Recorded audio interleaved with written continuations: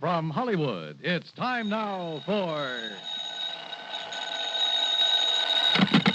Johnny Dollar. Hi, Johnny. This is Steve Kilmer at Providential Life and Casualty. Steve, it's been a couple of years. Yeah, I know. Listen, Johnny, how'd you like to attend a wedding? Well, why not, as long as it isn't mine? Yeah, I know what you mean. Oh, you're a bachelor, too, huh? Well, I would be if it weren't for a wife, 4 kids, and a couple of grandchildren. Whoops. Johnny, do you by any chance remember Martha Mayfield Merriman? The old gal down in New York who owns Consolidated Tire and Rubber Company? Yeah, and a half a dozen other companies. Well, sure, one of my old sweethearts. Don't you remember back in '57 when I cleared up that false report of her death? Well, I thought she rigged that herself in order to make a killing in the stock market. Well, of course she did. But Steve, she must be 73 or 4 years old. 74. Well, don't tell me she's getting married again. No, it's her son, Edgar. Oh. But she insists that you be among those present at the ceremony. Well, now that's kind of funny. I wonder why. Yeah, so do I. And I wonder why she'd have me call you. Unless she anticipates trouble of some kind. Johnny? Okay, Steve. I'll run on down there.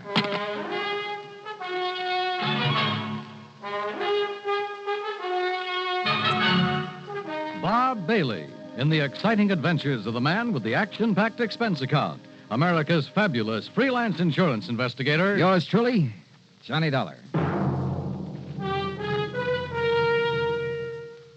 And now, Act One of yours truly, Johnny Dollar.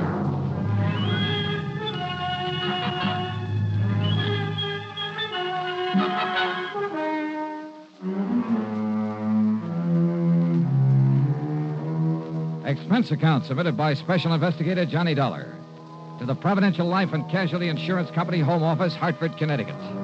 Following is an account of expenses incurred during my investigation of the Shankar diamond matter. Expense account item 1, 780, train to New York and a cab to the Brownstone house on Sutton Place. Martha Mayfield Merriman, who looks more like somebody's cute little grandmother than a clever stock market operator, but who thinks and sounds like, well, judge for yourself. Can you dig that, Johnny? That sprout of mine is finally taking the leap. The sucker. Well, after all, Martha. Say, how about you, Johnny? How about what about me? You know, marriage. Well?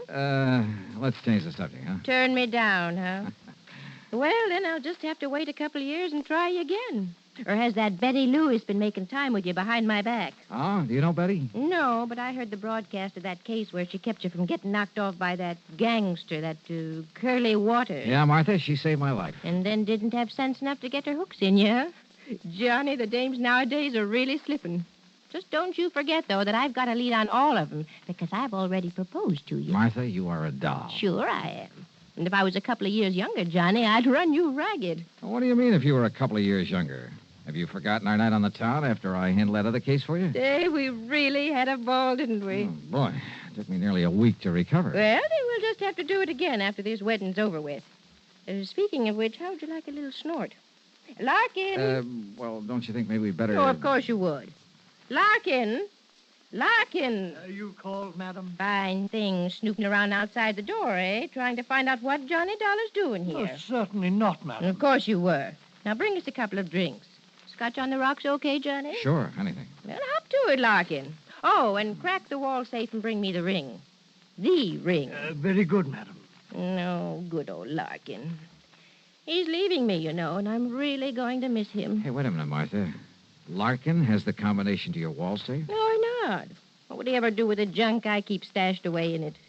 Well, what kind of No, junk? just some odds and ends, and necklaces and brooches and rings mostly. A couple of bracelets. And what's the ring? A Shankar diamond. What? Isn't that the one I've read about? Probably. The one supposed to be the opposite of the Hope Diamond that's supposed to have good luck charm about it? No, neither. Why, that thing's worth close to $1 million, isn't it? That's what the insurance company says. And you plan to wear it when your son Edgar gets married? Well, it's silly superstition, I suppose, but maybe it'll bring him and Mary Luann good luck in their marriage. Mary Luann? Mary Luann Melanie Beaufort Exum Culpepper. Sounds like something out of Gone with the Wind. The most gorgeous belle in Greensboro, North Carolina, sir. Oh, is that where the wedding's going to be? And at the old family plantation right outside of town.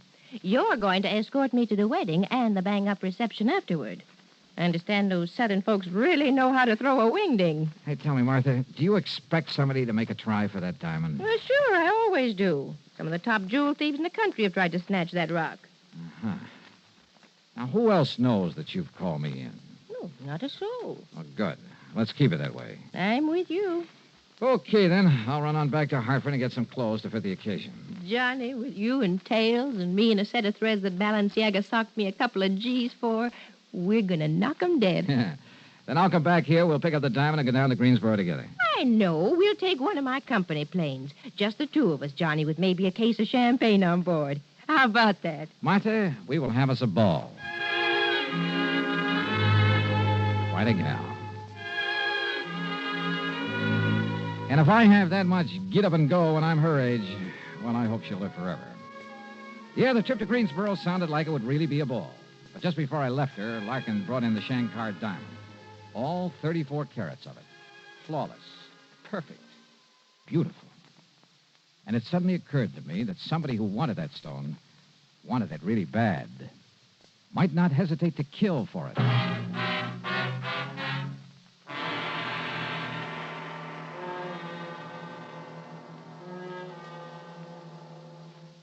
Act two of yours truly, Johnny Dollar, in a moment. And now for another episode in the life of Sergeant Donald Bellwether, my husband.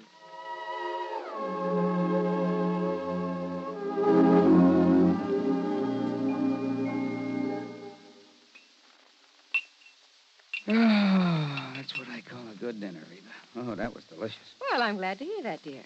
More coffee? Yeah, just about a half a cup, please. All right. There you are. Thank you. Now, tell me all about your safety class. Did the boys enjoy your speech? Oh, yeah, they sure did. Thanks to you, I did quite well. My lieutenant complimented me afterward. Well, good. Yeah, but that same lieutenant threw me a curve, too. How, dear? Well, after I gave my talk, he asked the men if there were any questions. Well, that did it. So one of the guys stood up and said, look, Sarge, you claim there were over 95,000 deaths and over 9.5 million people injured in accidents in the U.S. last year. Looks to me like all those safety campaigns and slogans are doing no good at all. Well, how did you answer it? I didn't. I couldn't think of an answer. I got out of it by saying I'd have more facts and figures at the next meeting. All right, let's see now. Oh, yeah, here it is. Now, first, Sergeant Bellwether, you start off by telling the boys that since 1913, the accidental death rate has been reduced 35%. Mm-hmm. Or, in other words, if there hadn't been campaigns and safety measures put into effect to reduce accidents, almost 1 million more people would have been killed in the last 46 years. Is that right? It certainly is. I'm reading it right out of the National Safety Council record book. Oh, and another thing. Accidents in the farming areas are much higher than in the cities. Now, do you know why? Why? Because in rural areas, there are fewer policemen enforcing safety laws and less traffic signs and signals to guide the motorists. Mm-hmm. You know, many more cars travel the city streets, and yet the per capita rate of accidents is much higher in the rural areas. Of course, the reason is obvious. In the city, more safety measures are instituted and obeyed. Reba, you are wonderful. That's a good, logical answer. I don't know what I'd do without it. Oh, that's my Donald. That's my doll.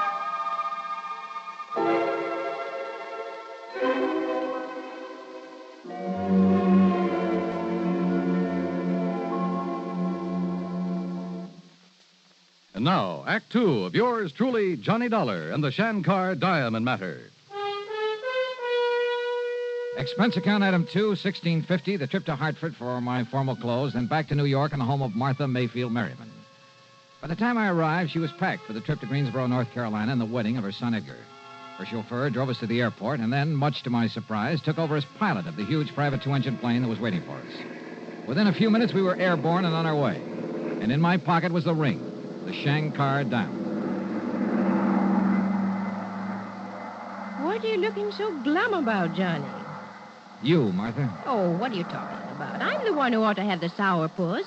I proposed to you. You turned me down. Martha, I don't think you really level with me. You think I wouldn't marry you? You're good-looking. No. I mean about this diamond.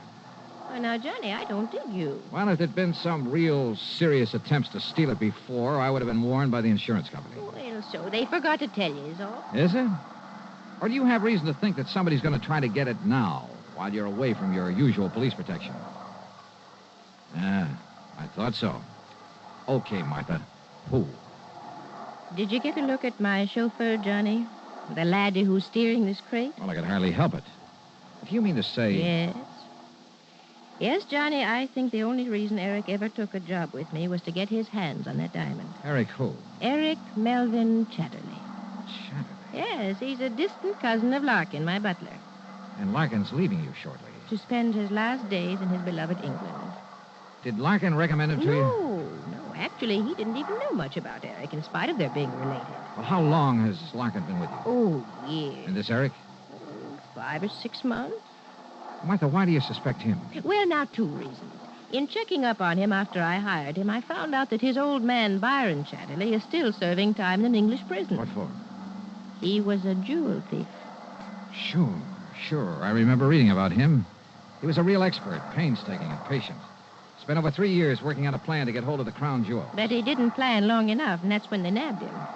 And if some of the head shrinkers are right, if crime is in Eric's blood, well... What was your second reason? Well, about a week ago, I found Eric alone in the study. And I think he was casing the wall safe. But you're not sure. He had a dust cloth, and he started flicking it around, muttering something about giving Larkin a hand, which is highly unlikely. You didn't accuse him? No. I just made it known that I was going to take the diamond with me to the wedding, and I sent for you. But if he knows who I am, what my business is... I don't see how he can. I beg your pardon, madam. Wait, Johnny, is there any way he could have been hearing us up there in the pilot's compartment? No, I don't see how. Yes, Eric? We'll land in Greensboro in about 5 minutes, madam. Thank you, Eric. We'll be ready. Well, Johnny? Martha, the only time you'll have this diamond is at the wedding. And the reception. After all, that's the only chance us old biddies will have to show off our furs and jewelry. Okay, and the reception. The rest of the time, it'll be right here with me. But nobody's to know that. Martha could be wrong, of course. About Eric, I mean. The fact remained that within a few hours, everybody in Greensboro knew about her being there with the Shankar diamond. The Culpeppers made us comfortable in the old mansion. The suite they gave to Martha was big enough to house a family of 12. During the next 24 hours, the place was, well, I'd call it a kind of dignified madhouse, what with all the preparations for the wedding. There were house guests by the dozens. Some were obviously very wealthy, but some had just as obviously seen better days. And I couldn't help wondering if a couple of them might have designs on that $1 million diamond. I stayed as close to Martha as possible and at the same time kept a constant watch on Eric. The police who'd been hired for the occasion appointed him as a special guard. Darn fools. They didn't know it, but they were playing right into his hands. If, that is, Martha's suspicions were right. Then, late the following afternoon, the wedding went off without a hitch. The blushing bride was beautiful, and the bridegroom looked appropriately happy.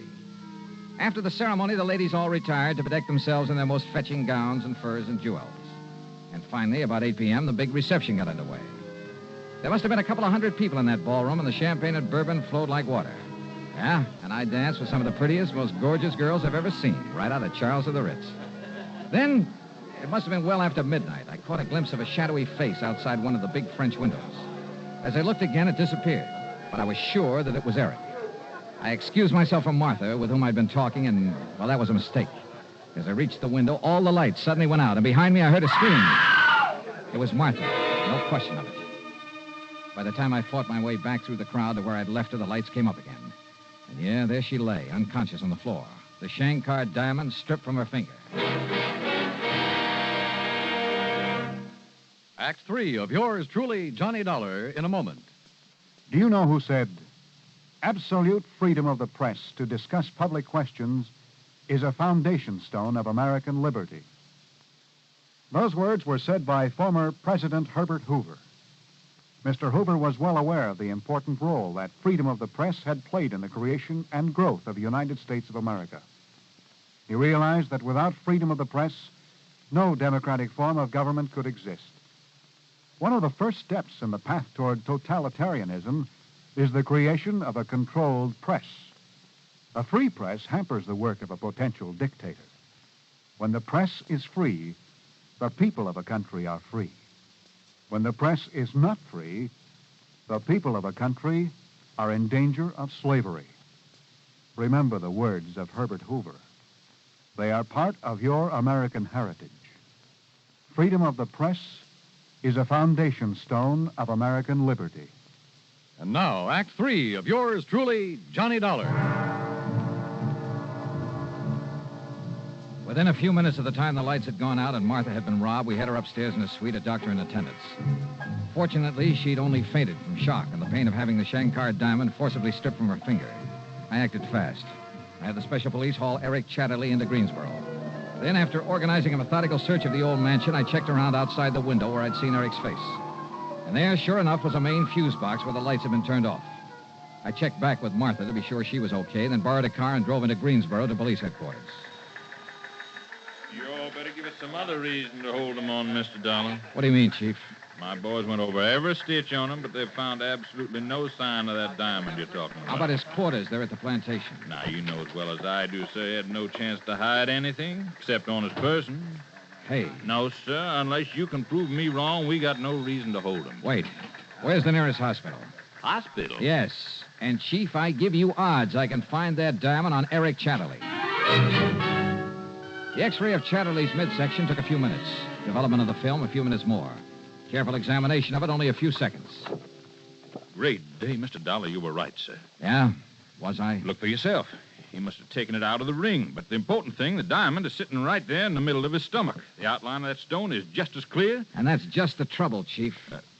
Trouble, sir? Oh, that's the stone that Eric tore off her finger, all right. So go ahead, hold on to him. But if that's it, sir... But, Chief, that's not the Shankar diamond. All right, Governor, all right. You caught me with the ready goods on me, so I'll take the rap for it. And it won't be the first time.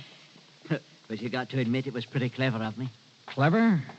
When you couldn't tell the difference between the real thing and a carefully made imitation? Imitation? That's right. The stone that you swallowed. No. He told me she had the real thing. When he got me the job with her. Who, Eric? At least when he wrote me I should come over from England and apply for the... Who, Eric? I've said enough. Yeah, I think you have it that.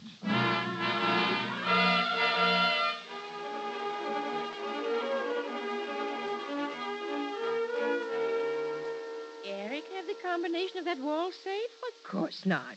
As I told you, the You're only... sure, Martha? Well, of course I am. When you say paste and imitation...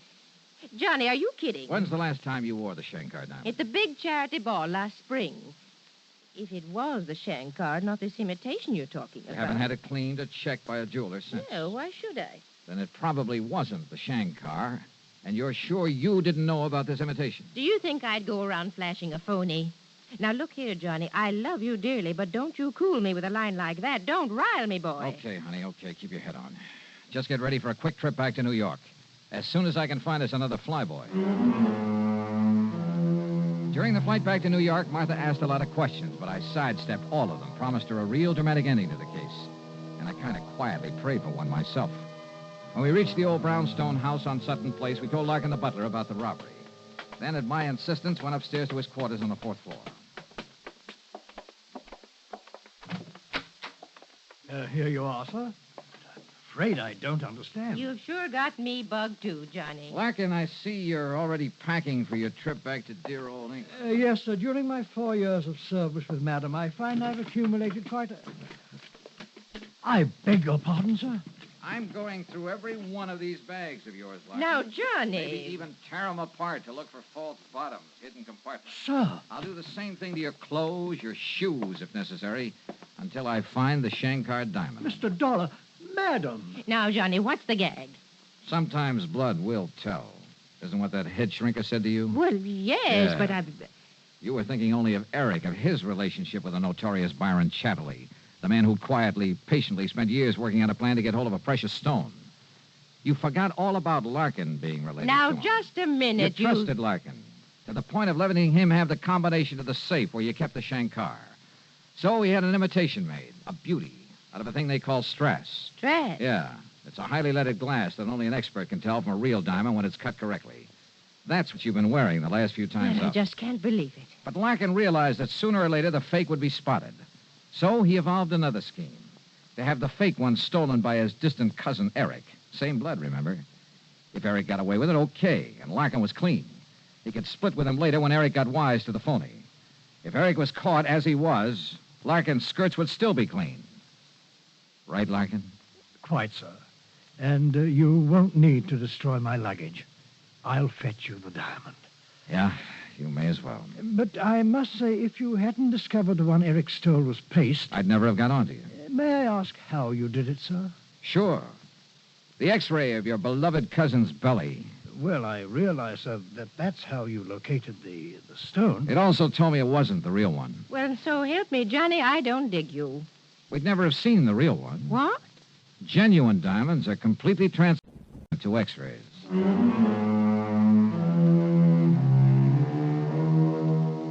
So, the diamond's safe and sound, and Larkin and his dearly beloved cousin are in the clink. Martha was a bit upset over what Larkin had done, but, well, she'll get over it. Yeah, and I sure hope I get over this headache. That brawl she threw for me by way of celebration was a dilly. Expense account total, including incidentals and the trip back to Hartford, call it $50. Yours truly, Johnny Dollar.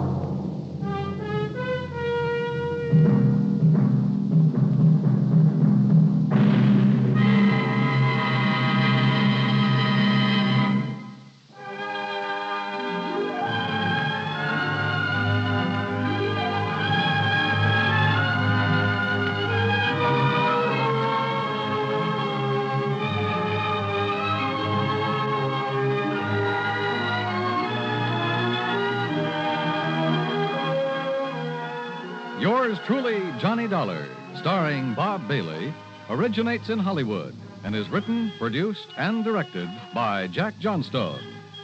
Heard in our cast were Lillian Bayef, Jack Edwards, Barney Phillips, Forrest Lewis, and Eric Snowden. Be sure to join us next week, same time and station, for another exciting story of yours truly, Johnny Dollar.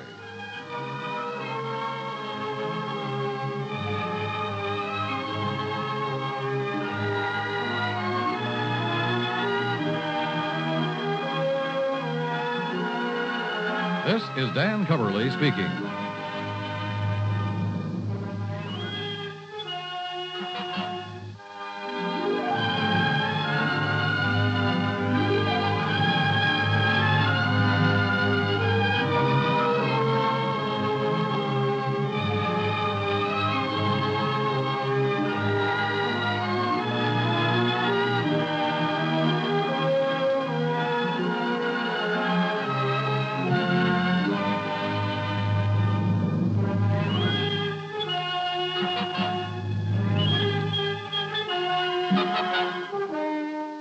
Johnny Dollar has come to you through the worldwide facilities of the United States Armed Forces Radio and Television Service.